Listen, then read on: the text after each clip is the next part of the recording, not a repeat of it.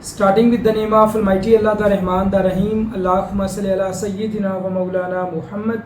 अस्सलाम वालेकुम dear candidates, कैसे हैं आप सब? खैरियत से? अल्हम्दुलिल्लाह मैं भी खैरियत से हूँ और बिल्कुल ठीक ठाक। आज की इस वीडियो में बेटा हम पाकिस्तान एयरफोर्स के लिए जिन स्टूडेंट्स ने अप्लाई किया है जीडीपी में, एरोनॉटिकल इंजीनियरिंग में, air defence, logistic, admin and special duties में 26 अगस्त 2025 का एक्सपीरियंस आप लोगों के साथ डिस्कस करने जा रहा हूँ। अल्हम्दुलिल्लाह 4 कैंडिडेट्स आज टेस्ट देने गए थे, 4 के 4 क्लियर करके आए हैं। इसमें जीडीपी का एक स्टूडेंट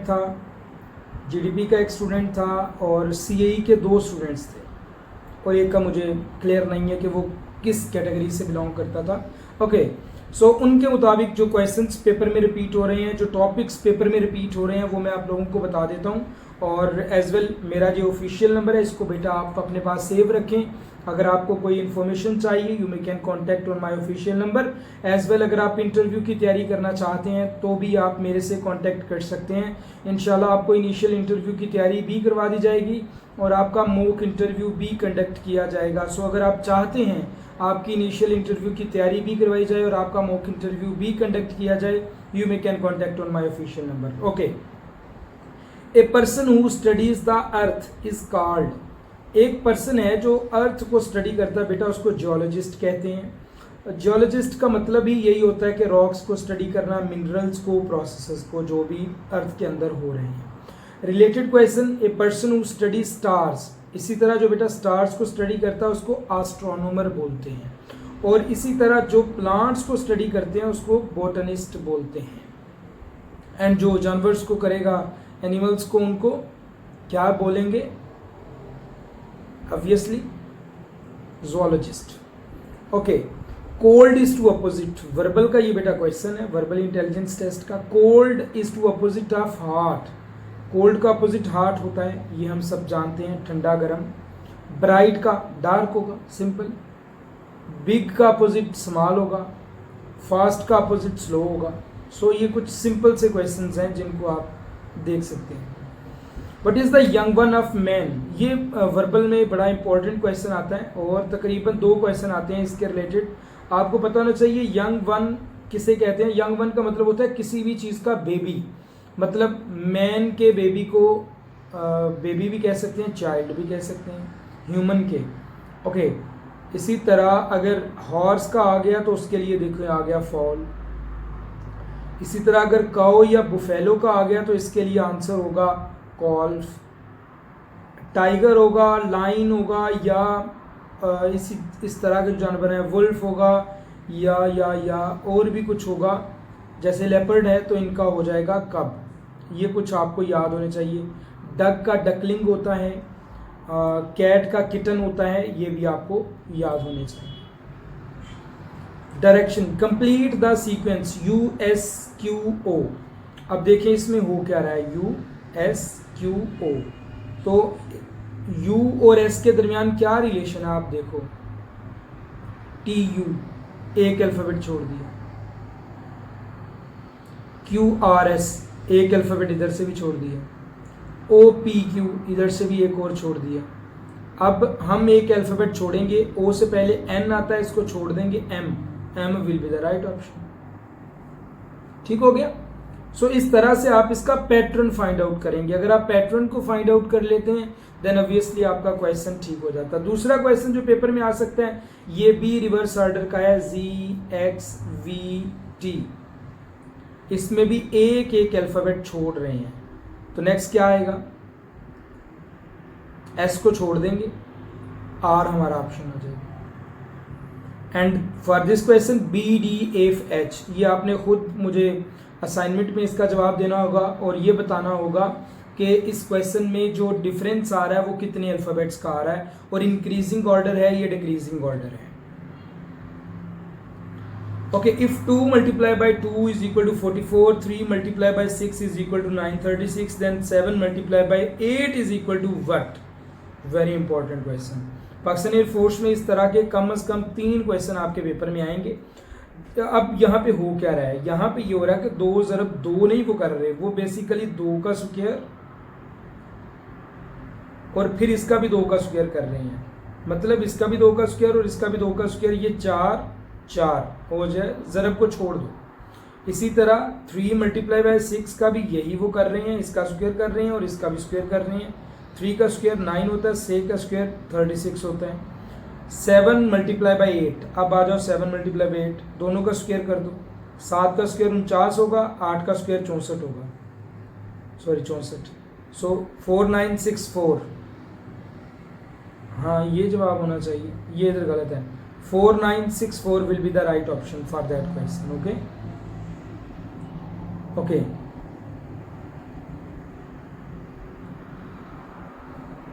अगर हम इस क्वेश्चन की बात करें 4 मल्टीप्लाई बाय 5, तो इसका बेटा देखो जवाब क्या आ रहा है। 4 मल्टीप्लाई बाय 5 का जवाब उन्होंने दिया 4520, मतलब उन्होंने पहले 4 को इधर रखा, फिर 5 को इधर रखा और फिर इन दोनों को मल्टीप्लाई करके जो आया वो आगे रख दिया। अब हम भी यही काम करेंगे।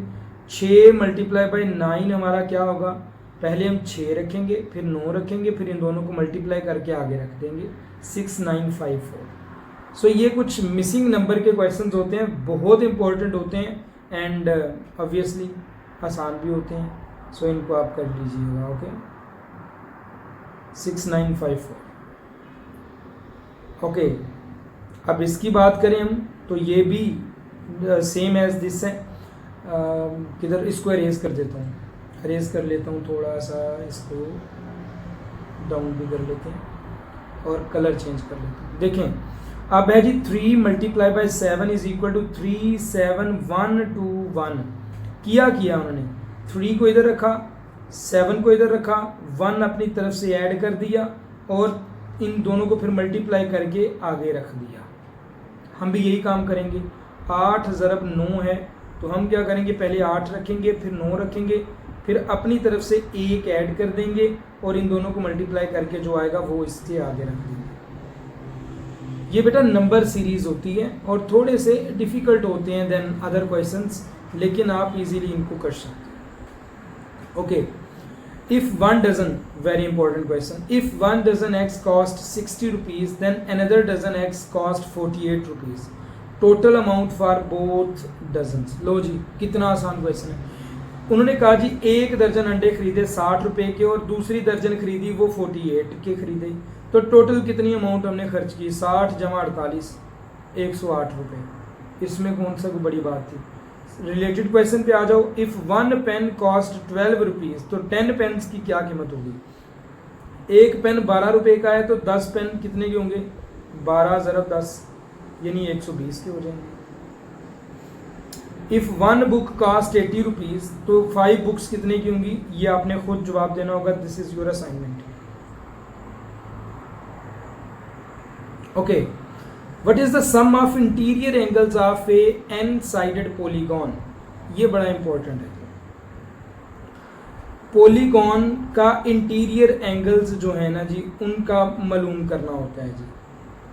मैं आपको बताता हूँ पॉलीगॉन का मतलब क्या होता है। ट्रायंगल है, ये भी एक पॉलीगॉन है। स्क्वायर है, ये भी एक पॉलीगॉन है। जो पेंटागोन होती है वो भी, ये हेक्सागोन है, ये भी स्क्वायर टाइप ही बन गया। लाइक इस तरह की एक शेप है पेंटागोन, ये भी एक पॉलीगॉन है। लाइक एक ये है हेक्सागोन, ये भी एक पॉलीगॉन है। तो इस हमने एंगल मालूम करना है इंटीरियर का, इंटीरियर एंगल कितना होगा।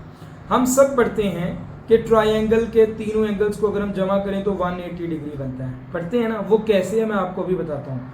ये जनरल फार्मूला है n-2 ज़रब 180 डिग्री, ठीक हो गया। ये जनरल फार्मूला है। जो पॉलीगॉन आपको दी गई है इसकी आप कॉर्नर देखें कितनी है, 1 2 3, इसमें 3 एंगल बन रहे हैं। n का मतलब है 3, 3 - 2 ज़रब 180, तो जवाब क्या आया, 1 ज़रब 180, जवाब आ गया 180 डिग्री। सो अगर ट्रायंगल के इंटीरियर एंगल्स की बात करें तो वो 180 डिग्री होती है। अब जनरल फार्मूला पेपर में पूछा गया है, इसलिए आप इसको याद रखिएगा। फर्ज करो वो पूछ लेते हैं स्क्वायर के लिए, that you have a square, तो उसका इंटीरियर एंगल्स का सम कितना होगा। फार्मूला आप लगाओगे n-2 मल्टीप्लाई बाय 180 डिग्री, या फार्मूला लगाओगे।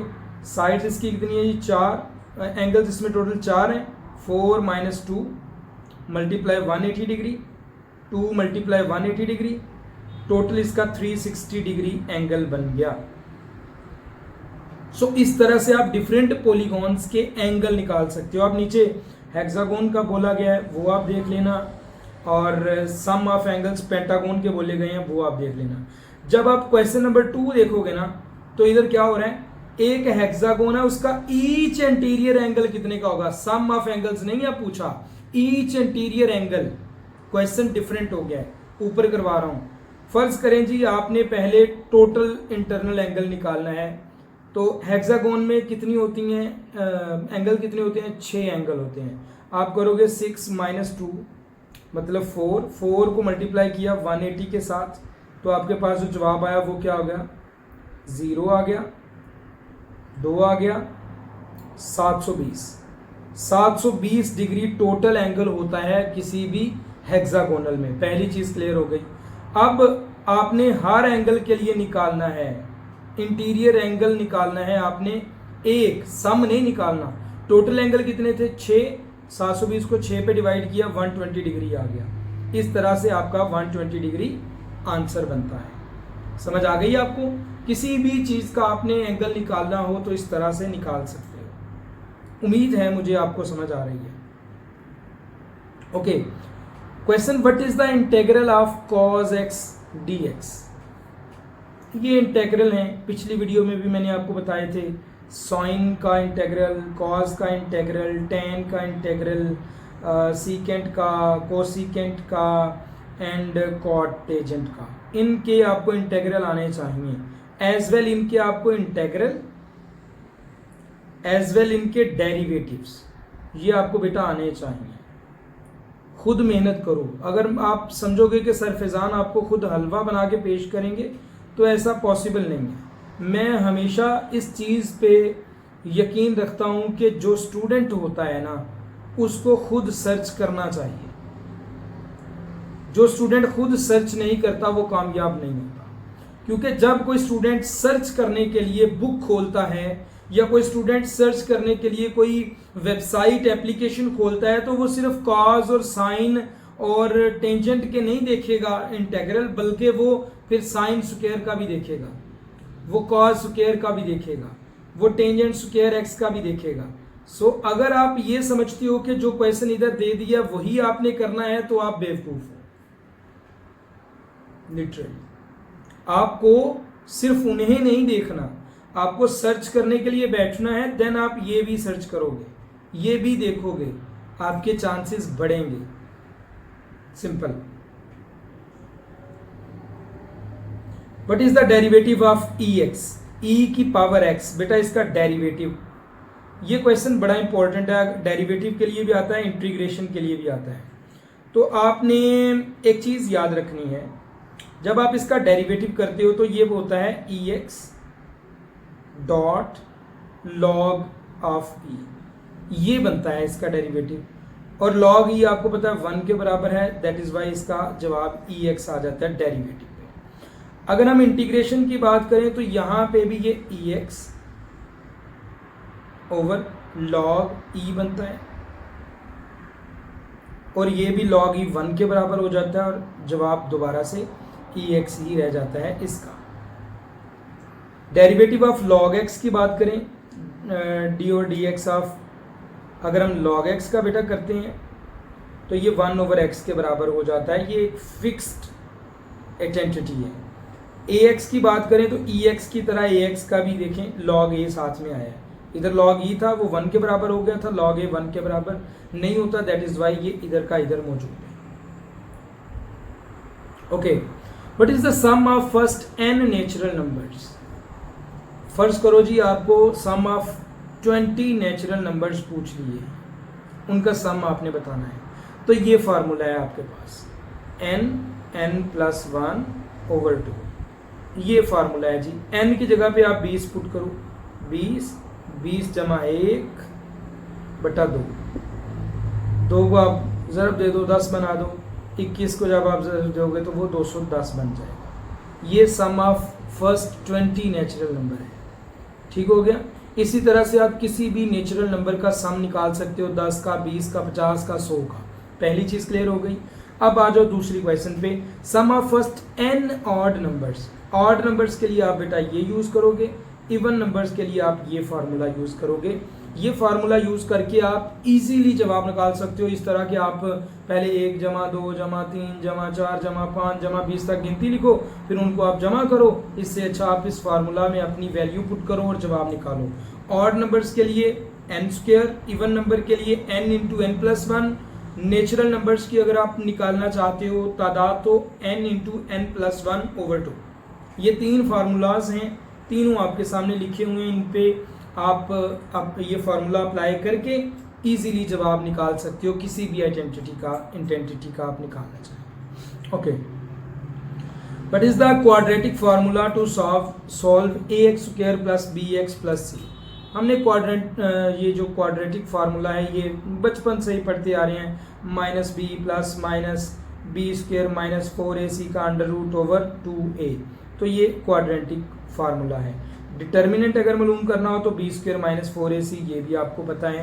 एंड इफ डेल्टा छोटा है 0 से तो रूट्स इसके कम्प्लेक्स होंगे, ये आप देख लीजिएगा। डिस्क्रिमिनेंट है, ठीक है, डिस्क्रिमिनेंट। अच्छा, डिस्क्रिमिनेंट मैं बताना भूल गया। डिस्क्रिमिनेंट अगर छोटा है 0 से, डिस्क्रिमिनेंट छोटा है 0 से मतलब माइनस में चला गया। जब माइनस में होगा तो ऑब्वियसली आयोटा के बराबर होगा। -1 का अंडर रूट आयोटा के बराबर होता है ना, तो आयोटा के बराबर होगा और आयोटा वाला जो है ना वो कॉम्प्लेक्स नंबर होता है, ठीक है। The girl dash teaches us is the one dash brother is my friend. लो जी, मैंने कल आपको क्या बोला था, जब आएगा कोई बंदा वर्क करता हुआ तो उसके साथ हम फेल वर्ब होगा जिसके साथ, तो हम यूज करेंगे हु। क्या यूज करेंगे? हु। जिसकी हम पोजेशन की बात करें, यानी कि ये उसका है, ये बुक उसकी है, ये कार उसकी है, उधर हम यूज करेंगे हुज। हुज शो करता है पोजेशन को। क्या शो करता है? पोजेशन को। जब हम किसी थर्ड पार्टी के बारे में बात करें जो के मौजूद ना हो तो उसके लिए हम यूज करेंगे होम। ये मैंने आपको तीनों कल बताए थे और पीएफ में ये तीनों आएंगे।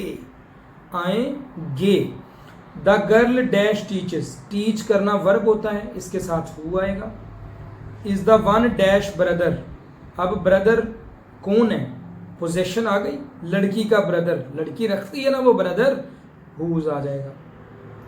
The women dash you met at the अस्पताल इज काइंड, वो लड़की, थर्ड पर्सन क्या आएगा? थर्ड पर्सन जिसके बारे में हम बात कर रहे हैं। The boy dash bag is black, bag कौन रखता है? Boy, possession, whose.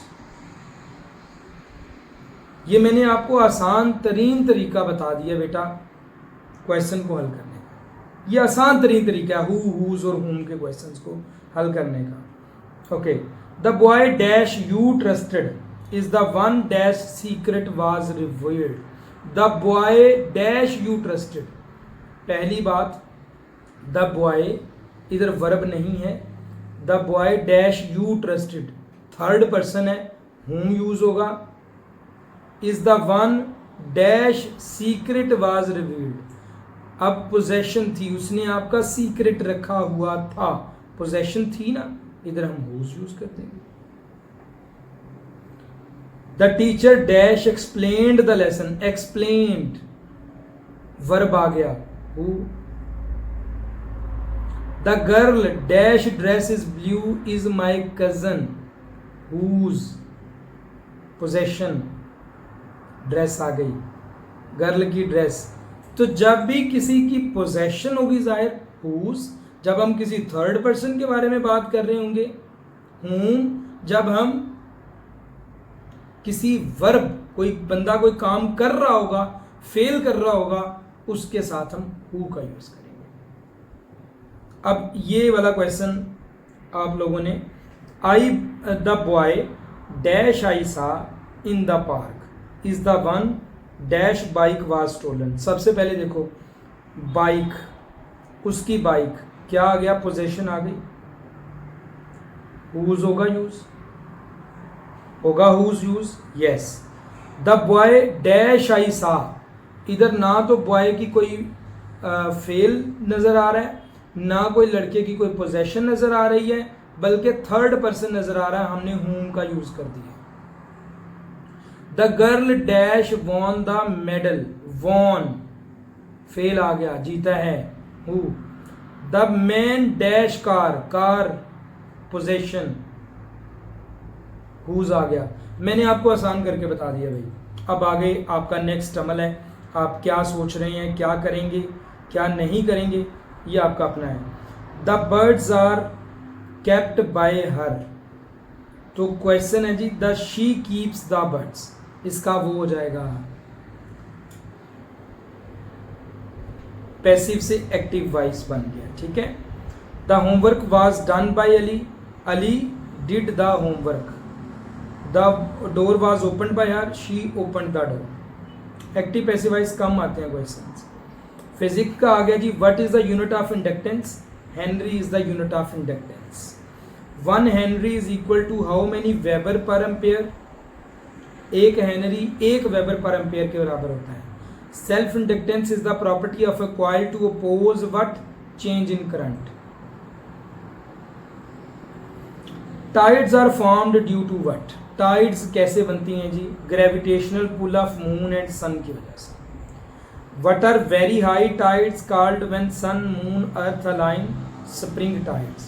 नीप tides भी देख लीजिएगा, weak tides हैं। What is the output of a NOT gate? 2 से 3 क्वेश्चन पेपर में आएंगे भाई NOT gate के।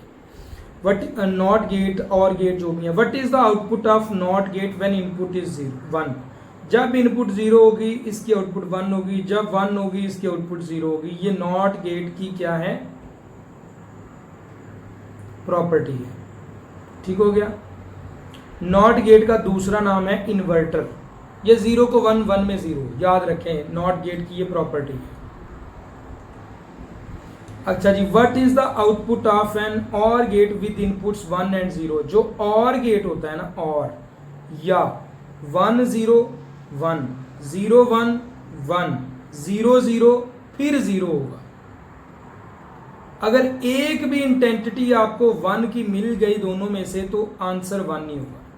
अगर दोनों इंटेंसिटी 0 होंगी तो फिर आंसर 0 होगा, ठीक हो गया। ओके जी, और गेट 0 0 के साथ 0, 1 1 के साथ 1, ये बात खत्म हुई। अब रह गया इसके बाद एंड गेट। एंड इधर नहीं बताया हुआ, आपको एंड का भी पता होना चाहिए। एंड में 0 1 0 0 0 0 0 0 के साथ, ये आपने खुद बताना होगा। 1 0 0 1 1 1, ये आपने खुद बताना होगा। 0 0 पे 0 होगा या 1 होगा। एंड गेट की बात कर रहे हैं, देखते हैं आपको कितना फिजिक्स आता है।